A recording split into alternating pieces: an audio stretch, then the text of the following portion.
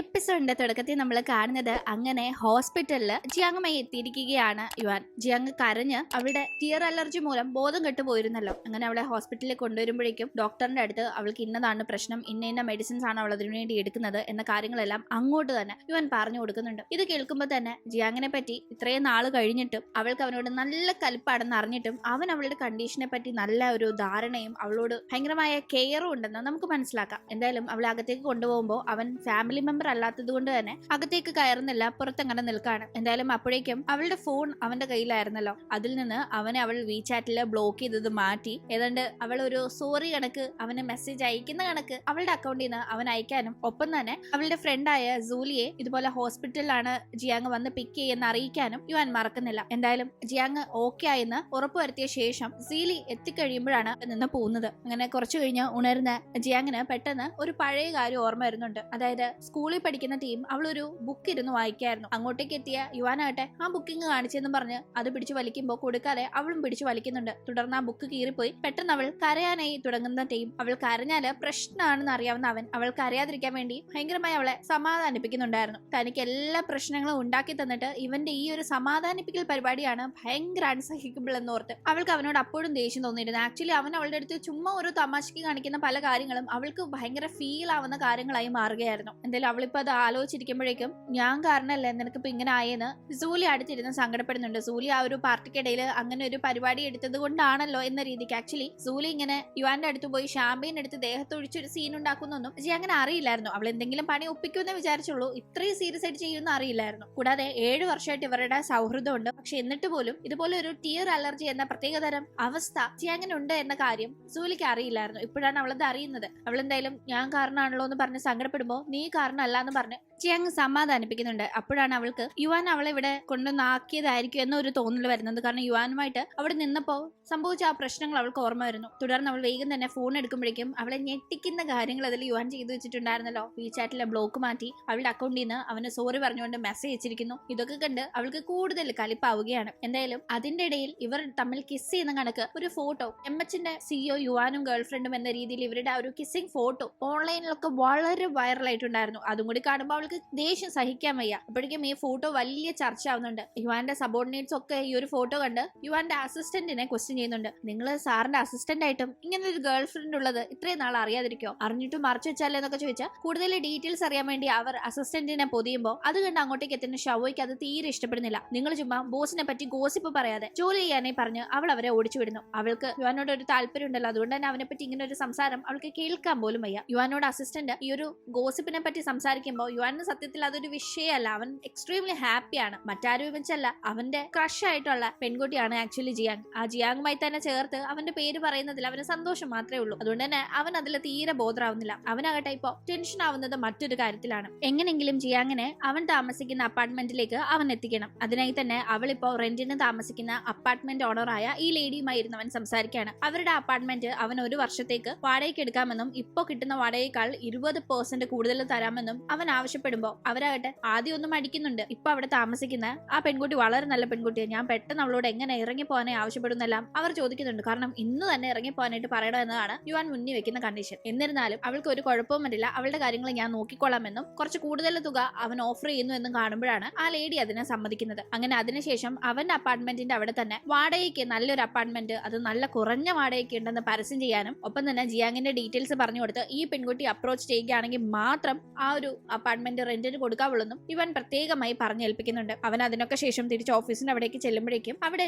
Jiang അവന് വേണ്ടി wait ചെയ്യായിരുന്നു. അവൻ കഴിഞ്ഞ ദിവസം കൊടുത്ത കോട്ട് തിരിച്ചു കൊടുക്കാനായിട്ടാണ് അവൾ വന്നിരിക്കുന്നത്. അവനാകട്ടെ അത് വാങ്ങിക്കുന്ന കൂട്ടത്തിൽ വീണ്ടും അവർക്കിടയിൽ കഴിഞ്ഞ ദിവസം ഇന്റർവ്യൂവിൽ റിജക്ട് ചെയ്തതിനെ പറ്റി സംസാരം നടക്കുമ്പോൾ നിനക്ക് ഞാൻ ഒരു അവസരം കൂടി തരാമെന്ന് അവൻ ഒരു ഓഫർ വെക്കുന്നു. അത് നീ പാസ്സാവുകയാണെങ്കിൽ MH സെക്യൂരിറ്റീസിൽ തന്നെ നിനക്ക് നല്ലൊരു ജോബ് ഓഫർ എന്റെ വകയുണ്ടെന്ന് അവൻ പറയുമ്പോൾ അവന്റെ ഔദാര്യത്തില് അവൾക്കൊന്നും വേണ്ട. എന്നിരുന്നാലും അവൻ വെക്കുന്ന ഒരു ചലഞ്ച് വിട്ടുകൊടുക്കാൻ മനസ്സിലാതെ അവളാകട്ടെ ആ ഒരു ചലഞ്ചിൽ ചെല്ലുന്നുണ്ട്. അവനൊരു നല്ല ഷോപ്പിൽ അവളെ കൊണ്ടുപോയി ഇവിടുത്തെ ഏറ്റവും ബെസ്റ്റ് ഡ്രസ്സ് സെലക്ട് ചെയ്യാനായി പറയുന്നു. അവളാകട്ടെ അവിടുത്തെ ലേഡീസ് ഡ്രസ്സുകളൊക്കെ തന്നെ ഒരു 2 മണിക്കൂർ എടുത്ത് അരിച്ചു പറക്കിയിട്ടും നല്ലൊരു ഡ്രസ്സിന് ഒരു കോൺഫിഡന്റ് ആയിട്ട് അവൾക്ക് അവിടെ നിന്ന് ഒരെണ്ണം സെലക്ട് ചെയ്യാൻ സാധിക്കുന്നില്ല. ഏതെടുത്താലും ഇവൻ അതിൽ എന്തെങ്കിലും കൊനിഷ്ട് കണ്ടുപിടിക്കും എന്ന ഒരു ധാരണ ഉള്ളിലുള്ളത് കൊണ്ടാകാം അവൾ ആ ഒരു ചലഞ്ച് ചെയ്യാൻ സാധിക്കാതെ ആകെ അപ്സെറ്റ് ആയി പോകുന്നുണ്ട്. ഇതേ കണ്ടില്ലേ, ഇതുകൊണ്ടാണ് ഞാൻ പറഞ്ഞത് നിനക്ക് ഈ ഒരു ജോലി സെറ്റ് ആവില്ല. ഒരു ഡിസിഷൻ എടുക്കാൻ പോലും നിനക്ക് മര്യാദയ്ക്ക് പറ്റുന്നില്ല. നീ വേറെ വല്ല നല്ല ജോലി നോക്കുന്നതാ നല്ലത്. പിന്നെ പണ്ടത്തെ കണക്ക് ആരെങ്കിലും എന്തെങ്കിലും പറയുമ്പോ കരഞ്ഞു കൂവി അവരുടെ മുമ്പിൽ ഒരു പാവമായി പോവാതെ പ്രതികരിക്കാൻ പഠിക്കുന്നൊക്കെ അവൻ വീണ്ടും അവളെ കളിയാക്കുന്ന കണക്ക് പറയുന്നുണ്ട്. ഇതൊക്കെ തന്നെ അവളെ ബോൾഡ് ആക്കാൻ വേണ്ടിയിട്ടാണ് അവൻ പറയുന്നത്. പക്ഷെ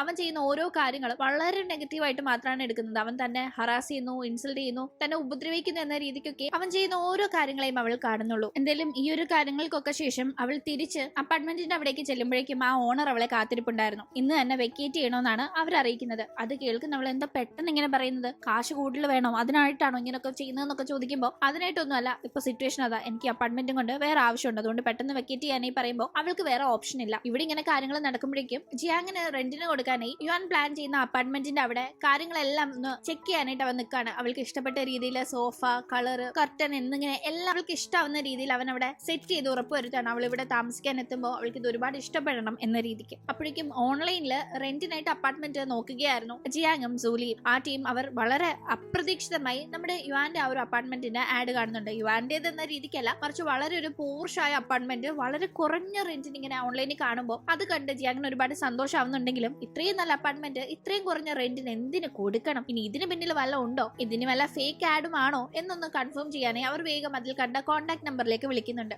സൂലി അങ്ങനെ വിളിച്ച് സംസാരിക്കുന്ന ടീം ഇത് ജെന്യുവൻ ആയിട്ടുള്ള ആഡ് ആണോ എന്ന് അറിയാൻ വേണ്ടി വിളിച്ചതാണ്, എന്റെ ഫ്രണ്ടിന് വേണ്ടിയാണ് അപ്പാർട്ട്മെന്റ് റെന്റിന് വേണ്ടത്, ജിയാങ് എന്നാണ് ഫ്രണ്ടിന്റെ പേര് എന്നൊക്കെ പറയുമ്പോൾ ഓൾറെഡി ജിയാങ്ങിന്റെ ഡീറ്റെയിൽസ് യുവാൻ ഏൽപ്പിച്ചിരുന്നല്ലോ, ഇയാൾ വിളിക്കും മാത്രം അപ്പാർട്ട്മെന്റ് റെന്റിന് കൊടുക്കാവുന്നു. അപ്പൊ തന്നെ അവർ അത് കൺഫേം ചെയ്തുകൊണ്ട് ജെന്യുവൻ ആണ്, റെന്റ് നിങ്ങൾക്ക് തരാമെന്നൊക്കെ പറഞ്ഞു. അത് കേൾക്കുമ്പോൾ ജിയാങ്ങിന് സന്തോഷമാവുന്നു. ഇതേ ടീം തന്നെ ജിയാങ്ങിന്റെ പഴയ ഒരു ഫോട്ടോ നോക്കി ചില കാര്യങ്ങൾ ആലോചിച്ചിരിക്കുകയായിരുന്നു യുവാൻ. ഇവർ ഒന്നിച്ച് സ്കൂളിൽ പഠിക്കുന്ന സമയത്ത് ഒരു നായ്ക്കുട്ടിയെ റോഡിൽ നിന്ന് കളഞ്ഞു കിട്ടിയിരുന്നു. അന്ന് അതിനെ ജിയാങ്ങിന് ഭയങ്കര ഇഷ്ടമായിരുന്നു, അതിനെ അവൾ കളിപ്പിക്കുന്ന ഒരു ഫോട്ടോ ആയിരുന്നു അത്. പിന്നീട് ഇവർ തമ്മിൽ പ്രശ്നമായി രണ്ടു വഴിക്ക് പിരിഞ്ഞല്ലോ. എങ്കിലും ആ ഒരു ഡോഗിനെ യുവാൻ വളർത്തുന്നുണ്ടായിരുന്നു. ആ ഡോഗ് ഇപ്പോഴും അവന്റെ കൂടെ ഉണ്ട്. വെൽത്തൺ ആണ് അവൻ ആ ഡോഗിനെ പേരിട്ടിരിക്കുന്നത്. ഇങ്ങനെ അവൻ ആ ഫോട്ടോയിൽ നോക്കി ഡോഗിനെയും കളിപ്പിച്ചുകൊണ്ട് ജിയാങ് അപ്പാർട്ട്മെന്റ് കാണാൻ വരാമെന്ന് പറഞ്ഞ ആ ഒരു സമയം ആവാൻ വേണ്ടി വെയിറ്റ് ചെയ്തിരിക്കുകയാണ്. തുടർന്ന് ടൈം ആവുമ്പോഴേക്കും സൂലിയും ജിയാങ്ങും അങ്ങോട്ടേക്ക് എത്തുന്നു. ഈ സൂലിയുടെ കയ്യിലെങ്ങാനും പെടുവോന്നായിരുന്നു ആക്ച്വലി യുവാന് നല്ല പേടിയുണ്ടായിരുന്നത്. ജിയാങ് പോയാൽ എന്തൊക്കെ ചെയ്യും, രീതിയിൽ ചിന്തിക്കും എന്നതിനെ പറ്റി അവനൊരു ഐഡിയ ഉണ്ട്. പക്ഷേ ഈ കൂടെയുള്ള സൂലി ഇത്തിരി ടെറർ ആണെന്ന് അവന് തോന്നിയിരുന്നു. അവൻ എന്തായാലും അവിടെ അവരുടെ കണ്ണിൽ പെടാതെ മറിഞ്ഞിരിക്കുകയാണ്. അങ്ങനെ അപ്പാർട്ട്മെന്റും കാര്യങ്ങളും ഒക്കെ വളരെയധികം ഇഷ്ടപ്പെടുന്നുണ്ട് ജിയാങ്ങിന്. പക്ഷെ അപ്പോഴും അവൾക്ക് ആ റെന്റിന്റെ കാര്യത്തിൽ ഒരു ഡൗട്ട് ഉണ്ട്. ഇത്രയും നല്ല അപ്പാർട്ട്മെന്റ് എന്തിനാ ഇത്രയും കുറഞ്ഞ റെന്റിന് കൊടുക്കുന്നതെന്ന്, എന്താ ഇവിടെ ആരെങ്കിലും തൂങ്ങിച്ചത്തതോ വല്ല ആണോ എന്നല്ല അവൾ ഡൗട്ട് ചോദിക്കുമ്പോൾ അതുകൊണ്ടൊന്നും അല്ല, ഈ അപ്പാർട്ട്മെന്റ് ഓണർക്ക് കാശിലല്ല വലിയ കാര്യം, ആര് അപ്പാർട്ട്മെന്റ് നല്ല വൃത്തിക്ക് നോക്കൂ എന്നതിലാണ്. നിങ്ങൾ കോൺടാക്ട് ചെയ്തപ്പോൾ നിങ്ങൾ നല്ലൊരാളാണെന്ന് തോന്നിയെന്നല്ല യുവാൻ അവിടെ ഏൽപ്പിച്ച ഡീലർ ജിയാങ്ങിനോട് സംസാരിക്കുന്നുണ്ടായിരുന്നു. എന്തായാലും ബാക്കി പ്രൊസീഡിംഗ്സിലേക്ക് കടക്കുന്ന ആ ഒരു സമയത്താണ് കഴിഞ്ഞ ദിവസം പാർട്ടി അറ്റൻഡ് ചെയ്യാനായി ജിയാങ് പോയത് MH സെക്യൂരിറ്റീസിലെ വൈസ് പ്രസിഡന്റ് ആയ ഒരാളെ കാണാനായിട്ടാണല്ലോ. പക്ഷെ അത് സാധിച്ചിരുന്നില്ല. അയാൾ ഇവിടെ അടുത്തുള്ള ഒരു ലൈബ്രറിയിൽ എത്തിയിട്ടുണ്ടെന്ന് മനസ്സിലാക്കി അയാളെ കാണാനായി അവൾ പോകാൻ ഒരുങ്ങുന്നു. അപ്പോഴേക്കും ഇവിടെ ബാക്കി ഡോക്യുമെന്റും കാര്യങ്ങളും ഒക്കെ ചെയ്യാനായി സൂലിയാണ് ജിയാങ് ഏൽപ്പിക്കുന്നത്. എന്തായാലും അവൾ അപ്പാർട്ട്മെന്റ് റെന്റിനെടുക്കാൻ പോവാണെന്ന് അറിയുന്ന അവൻ ഒരുപാട് ഹാപ്പി ആവുന്നു. അങ്ങനെ ജിയാങ് മിസ്റ്റർ ലിന്നിനെ കാണാനായി അവിടേക്ക് ചെല്ലുമ്പോഴേക്കും അതൊരു സാധാ ലൈബ്രറി അല്ല, മറിച്ച് VIP ആളുകൾ എത്തുന്ന ഒരു ലൈബ്രറിയാണ്. വരുന്നവരെ എല്ലാം അകത്ത് പ്രവേശിപ്പിക്കത്തുമില്ല. വരേണ്ടവർക്ക് ഓൾറെഡി അപ്പോയിന്റ്മെന്റ് എടുക്കേണ്ടതായിട്ടുണ്ട്. മുൻകൂട്ടി അപ്പോയിന്റ്മെന്റ് ഇല്ലാതെ അവിടെ ഇപ്പോ അകത്ത് കയറാനായി ജിയാങ് എന്ത് ചെയ്യാൻ പറ്റുമെന്ന് ടെൻഷനായി നിൽക്കുമ്പോഴേക്കും അങ്ങോട്ടേക്ക് ഡൂലെ എത്തുന്നുണ്ടായിരുന്നു. ഡൂലെ അവിടെ ജിയാങ്ങിനെ കണ്ടപാടെ യുവാനുമായി റൂമറിൽ പെട്ടിരിക്കുന്ന ആ പെൺകുട്ടിയാണിതെന്ന് തിരിച്ചറിയുന്നുണ്ട്. അതുകൊണ്ട് തന്നെ എന്തോന്ന് മനസ്സിൽ ഉറപ്പിച്ച് അവൻ അവളുടെ പ്രശ്നം അറിഞ്ഞ് സഹായിക്കാനായി ചെല്ലുന്നുണ്ട്. എന്റെ മറ്റൊരു മെമ്പർഷിപ്പ് ഉണ്ട്, അത് വെച്ച് അകത്ത് കയറിക്കൊന്ന് പറഞ്ഞ് അവൻ ഹെൽപ്പ് ചെയ്യാനായി അടുത്തേക്ക് വന്ന് സംസാരിക്കുന്ന ടീമാണ്. ഇയാളെ ഞാൻ പാർട്ടിക്കിടയിൽ കണ്ടിരുന്നല്ലോ, ഇയാളുടെ ദേഹത്തല്ലേ ഞാൻ അറിയാതെ വൈൻ തട്ടിയതെന്ന് അവൾ ഓർക്കുന്നു. എന്തായാലും അപ്പോഴും ഇവൻ അവളോട് റൂഡായിട്ടൊന്നും പെരുമാറിയില്ല, ഇപ്പോ ഹെൽപ്പും ചെയ്യുന്നുണ്ട്. അതുകൊണ്ട് തന്നെ അവൾക്ക് ഇവനെ പറ്റി വലിയൊരു മതിപ്പുള്ളിൽ ഉണ്ടാവുന്നുണ്ട്. തുടർന്ന് അകത്തേക്ക് പ്രവേശിക്കുന്ന അവൾ അവിടെ മിസ്റ്റർ ലിൻ എന്ന ആളെ കണ്ട് സംസാരിക്കാനായി പുറകെ ചെല്ലുന്നുണ്ട്. പക്ഷെ പെട്ടെന്ന് അങ്ങോട്ട് ചെന്ന് സംസാരിക്കാൻ ഒരു ബുദ്ധിമുട്ട്, അതുകൊണ്ട് തന്നെ ഇങ്ങനെ പുറകെ പമ്പി നടക്കുകയാണ്. ഇത് മനസ്സിലാക്കുന്ന മിസ്റ്റർ ലിൻ ആരാ, എന്ത് വേണം, എന്തിനാ എന്റെ പുറകെ നടക്കുന്നത് എന്നെല്ലാം അവളോട് ചോദിക്കുമ്പോൾ അവൾ ജോലിയുടെ കാര്യങ്ങൾ പറയുന്നുണ്ട്. നല്ല രീതിയിൽ ഇന്റർവ്യൂ അറ്റൻഡ് ചെയ്ത് ലാസ്റ്റ് റൗണ്ട് വരെ വന്നിട്ടും യുവാൻ വെറും പേഴ്സണൽ ആയ ഇഷ്യൂസിന്റെ പേരിൽ തന്നെ റിജക്ട് ചെയ്തു എന്ന്. തന്നെ റിജക്ട് ചെയ്യാൻ വേണ്ടി ഒരു കാര്യം ഇല്ലാഞ്ഞിട്ടും അവൻ കാരണങ്ങൾ ഉണ്ടാക്കി റിജക്ട് ചെയ്യുകയായിരുന്നു എന്നല്ല ജിയാങ് അവിടെ കംപ്ലൈന്റ് പറയുമ്പോൾ മിസ്റ്റർ ലിൻ അതൊക്കെ അഡ്മിനിസ്ട്രേറ്റീവ് ഡിപ്പാർട്ട്മെന്റിന്റെ കാര്യങ്ങളാണ്, താനല്ല ആ ഒരു കാര്യങ്ങൾ ഡീൽ ചെയ്യേണ്ട ആളെന്ന് അവളോട് പറയുന്നു. അവൾ വീണ്ടും റിക്വസ്റ്റ് ചെയ്യുമ്പോൾ ശരിയെന്ന് പറഞ്ഞ ഒരു ക്വസ്റ്റ്യൻ ഇന്റർവ്യൂവിന്റെ കണക്ക് ഇവിടെ മിസ്റ്റർ ലിൻ പെട്ടെന്ന് ചോദിക്കുന്നുണ്ട്. ആ ലൈബ്രറിയെ പറ്റിയുള്ള ഒരു ചോദ്യമായിരുന്നു അത്. അവൾ അതിന് ആൻസർ ചെയ്യില്ല എന്ന് വിചാരിച്ചാണ് അയാൾ ചോദിക്കുന്നതെങ്കിലും ലിന്നിനെ കാണാനായി ഇങ്ങോട്ടേക്ക് പുറപ്പെടുന്ന ടീം അവൾ ഈ ഒരു ലൈബ്രറിയെ പറ്റി ചെറുതായി ഒന്ന് റിസർച്ച് ചെയ്തിരുന്നു. ആക്ച്വലി ഇവിടെ മുൻകൂട്ടി അപ്പോയിന്റ്മെന്റ് ഇല്ലാതെ അകത്തേക്ക് കയറാൻ പറ്റില്ല എന്നൊക്കെ അവൾക്ക് അറിയാമായിരുന്നു. എങ്കിലും ഇവിടെ വന്ന സ്ഥിതിക്ക് കണ്ടിട്ടല്ലേ പോകാൻ പറ്റൂ എന്ന രീതിക്ക് അവൾ റിക്വസ്റ്റ് ചെയ്ത് മുന്നേ നിന്നതാണ്. അങ്ങനെ അയാൾ ചോദിച്ച ചോദ്യത്തിന് അവിടെ ഒരു ആൻസർ കൊടുക്കുമ്പോൾ അയാൾ വളരെയധികം ഇംപ്രസ്ഡ് ആവുന്നുണ്ട്. പക്ഷെ പെട്ടെന്ന് അങ്ങനെ ജോലി കൊടുക്കാമെന്ന് പറയാൻ പറ്റില്ല. പറ്റില്ലല്ലോ, അതുകൊണ്ട് ശരി നോക്കട്ടെ, എന്തെങ്കിലും ചെയ്യാൻ പറ്റുമെങ്കിൽ മെയിൽ വഴി അറിയിക്കാന്ന് പറഞ്ഞു വിടുമ്പോഴും വലിയ ഹോപ്പ് ഒന്നും അവൾക്കുണ്ടായിരുന്നില്ല. ഇതേ ടീം സൂലി റെന്റിന്റെ ഡോക്യുമെന്റ്സിന്റെ വർക്ക് എല്ലാം തീർത്ത ശേഷം അവളുടെ ജോബിന് പോകുന്നുണ്ട്. അവിടെ അവൾ ഒരു വലിയ പ്രശ്നത്തിൽ പെടുന്നു. സൂലി അവിടെ അവളുടെ ബോസ് ആകട്ടെ അവരുടെ ഷൂട്ടിനായി എത്തിയിരിക്കുന്ന ഒരു മോഡലിനോട് മിസ്ബിഹേവ് ചെയ്യുന്നത് കണ്ട് കൈയും കെട്ടി നോക്കി നിൽക്കാതെ അതിൽ ശക്തമായി പ്രതികരിക്കുന്നുണ്ട്. അത് കണ്ട് അവൾ അതിൽ ഇടപെട്ട് ആ പ്രശ്നത്തിന്റെ പേരിൽ അവൾക്ക് അവിടെ ജോലി നഷ്ടപ്പെടുമ്പോഴാണ് ഇപ്പുറത്ത് ജിയാങ്ങിന് MH സെക്യൂരിറ്റീസിൽ നിന്ന് ജോബ് ഓഫർ വരുന്നത്. മുന്നേ ലിന്നിനോട് സംസാരിച്ചതിൽ റിസൾട്ട് കണ്ടിരിക്കുന്നു. തുടർന്ന് ആ ഒരു സന്തോഷം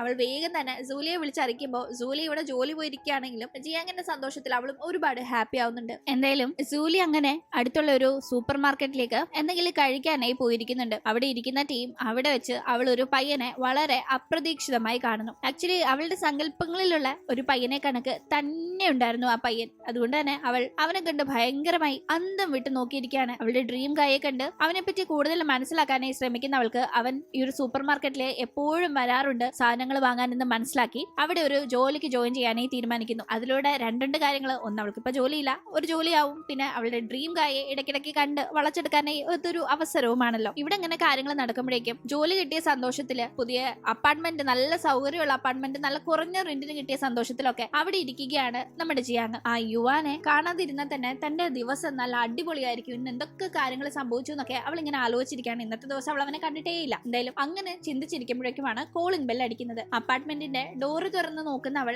ആകെ ഷോക്കാവുന്നു. അവിടെ അവൾ അല്പം മുന്നേ പോലും അയ്യോ ഇന്ന് കണ്ടില്ലല്ലോ അതുകൊണ്ട് രക്ഷപ്പെട്ടു എന്ന് വിചാരിച്ച അതേ യുവാൻ തന്നെയാണ് നിൽക്കുന്നത്. അവൾ അവനെ കണ്ട് ഷോക്ക് ആവുമ്പോഴേക്കും അവൻ അവളെക്കാളും ഷോക്ക് അഭിനയിക്കുകയാണ്. അവനാണല്ലോ അവളെ ഓൾറെഡി അവന്റെ തൊട്ടപ്പുറത്തെ അപ്പാർട്ട്മെന്റിൽ കൊണ്ടുവന്ന് താമസിപ്പിക്കാനായിട്ടുള്ള എല്ലാ കുതന്ത്രങ്ങളും മെനഞ്ഞത്. പക്ഷെ അതിന്റെ യാതൊരു ചാടിയില്ലാതെ അവൻ നീയോ എന്റെ തൊട്ടപ്പുറത്തെ അപ്പാർട്ട്മെന്റില് പുതിയ താമസക്കാരെത്തിയിട്ടുണ്ടെന്ന് അറിഞ്ഞ് ഞാൻ വന്ന് നോക്കിയപ്പോ നീ ആയിരിക്കും ഒരിക്കലും പ്രതീക്ഷിച്ചില്ല. ഇനി നിന്നെ ഞാൻ എന്നും കാണണല്ലോ ദൈവമേ. എന്തായാലും നിനക്ക് ജോലിയൊന്നും ആയിട്ടില്ല, അതുകൊണ്ട് കൂടുതൽ ടീമും അപ്പാർട്ട്മെന്റിൽ തന്നെ ആയിരിക്കുമല്ലോ. പക്ഷെ അങ്ങനെ എപ്പോഴും എന്നെ കണ്ട് എന്നോട് ലവ് ഒന്നും തോന്നിയേക്കില്ലേ എന്നെല്ലാം അവൻ നല്ലവണ്ണം അവളെ കളിയാക്കുന്നുണ്ടായിരുന്നു. അവൾക്കാകട്ടെ അവനുള്ള അതേ സ്ഥലത്ത് തന്നെ അവന്റെ യാതൊരു സഹായവും ഇല്ലാതെ ജോലി കിട്ടിയെന്ന ഒരു സന്തോഷം ഉള്ളിലുണ്ടെങ്കിലും അതിപ്പം ഈ ഡയലോഗ് അടിച്ച് നിൽക്കുന്ന അവന്റെ മുമ്പിൽ പൊട്ടിച്ച് അതിന്റെ ഒരു രസം കളയാനായി അവൾ തയ്യാറാവുന്നില്ല. ഒപ്പം തന്നെ അവന്റെ തൊട്ടടുത്ത അപ്പാർട്ട്മെന്റിലാണോ ദൈവമേ താൻ താമസിക്കുന്നത് എന്ന ഒരു നിരാശയിലും അവൾ വേഗം തന്നെ ഡോർ അടച്ച് എന്തായാലും നിന്നെ ഞാൻ വെറുതെ വിടില്ല, കാണിച്ചു വരാന്നെല്ലാം പുറകുമ്പോഴേക്കും അപ്പുറത്ത് നിന്ന് അവൾ തന്റെ തൊട്ടപ്പുറത്ത് കയ്യെത്തും ദൂരം ഉള്ളതിൽ വളരെ ഹാപ്പിയായി നിൽക്കുകയാണ്. ഈ സമയത്താണ് നമ്മൾ ഒരു ഫ്ലാഷ് ബാക്ക് കാണുന്നത്. സ്കൂളിൽ പഠിക്കുമ്പോഴും ഇതുപോലെ ടിയർ അലർജി ഉണ്ടെന്ന്